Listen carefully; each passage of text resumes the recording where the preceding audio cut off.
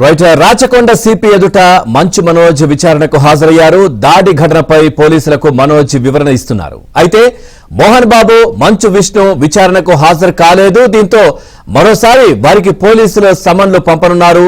రెండోసారి కూడా విచారణకు హాజరు కాకపోతే మెజిస్ట్రేట్ హోదాలో అరెస్టు చేసి రిమాండ్ చేసే అవకాశం ఉంది. ఇక పోలీసు నోటీసులను మోహన్ బాబు కోర్టులో సవాల్ చేశారు. మరోవైపు విచారణకు హాజరు కావాల్సిన అవసరం లేదని, కమిషనర్ కు రెస్పెక్ట్ ఇస్తున్నాం కాబట్టే విచారణకు వెళ్తానంటూ విష్ణు క్లారిటీ ఇచ్చారు.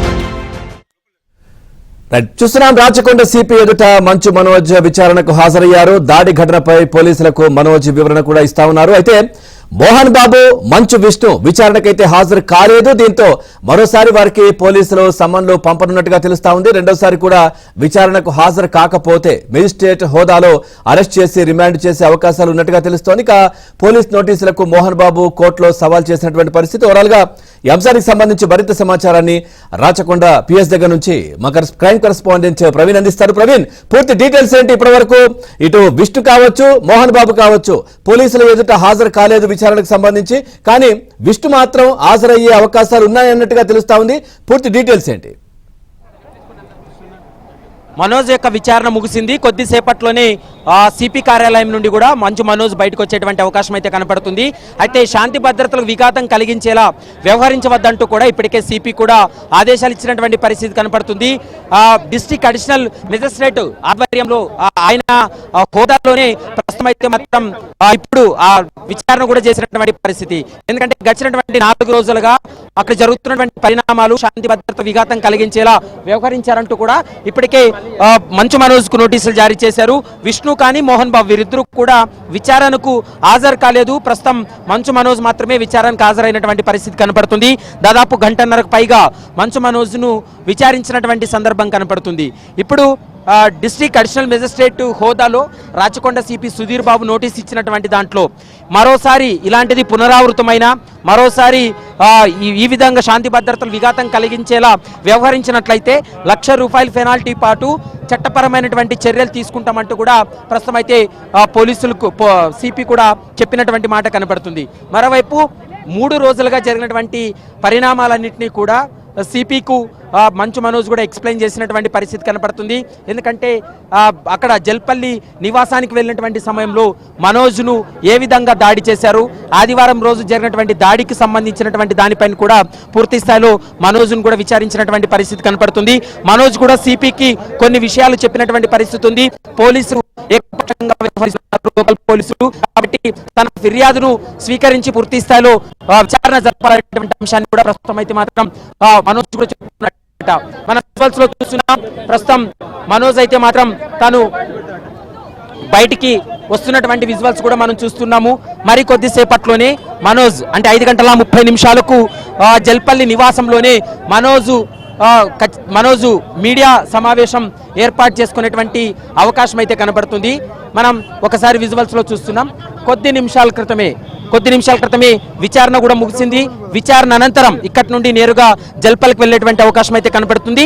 మరోవైపు పోలీసులు ఇచ్చినటువంటి నోటీసులు ఏవైతే ఉన్నాయో నోటీసులను మోహన్ బాబు సవాల్ చేయడం జరిగింది. తన ఇంటి వద్ద పికెట్ ఏర్పాటు చేసేలా ఆదేశాలు ఇవ్వాలని, పోలీసులు ఇచ్చినటువంటి నోటీసులను నేను వాటిని అంటే పరిగణలోకి తీసుకోకుండా ఆదేశాలు ఇవ్వాలనేటువంటి అంశాన్ని ప్రస్తుతం అయితే మోహన్ బాబు వేసినటువంటి పిటిషన్లో కూడా ఉంది.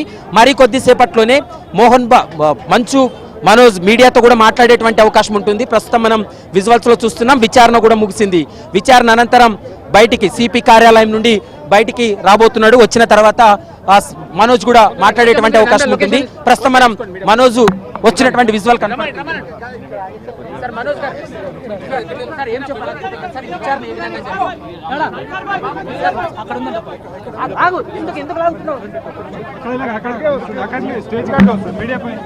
ప్రస్తుతం మనోజ్ అయితే మాత్రం మీడియాతో మాట్లాడుతున్నాడు.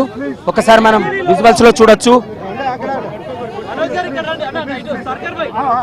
ఇక్కడ మిడిల్లో పెట్టాను, మిడిల్లో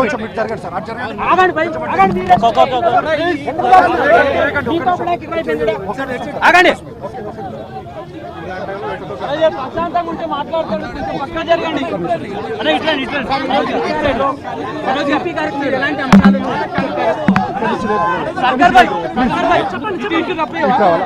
కొంచెం మీరు జరగండి, మీరే జరగండి సార్. కొంచెం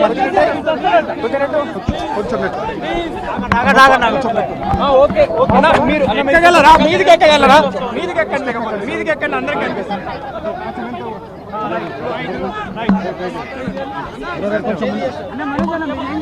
చూసా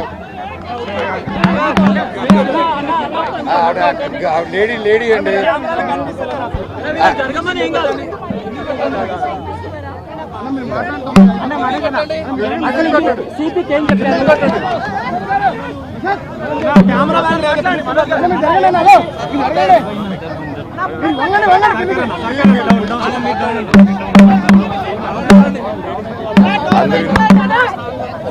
అందరికి నమస్కారం.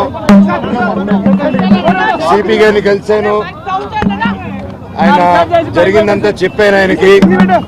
ఆయన తప్పకుండా అందరికి సెక్యూరిటీ ప్రొవైడ్ చేయడంతో పాటు న్యాయం వైపు ఉంటారు.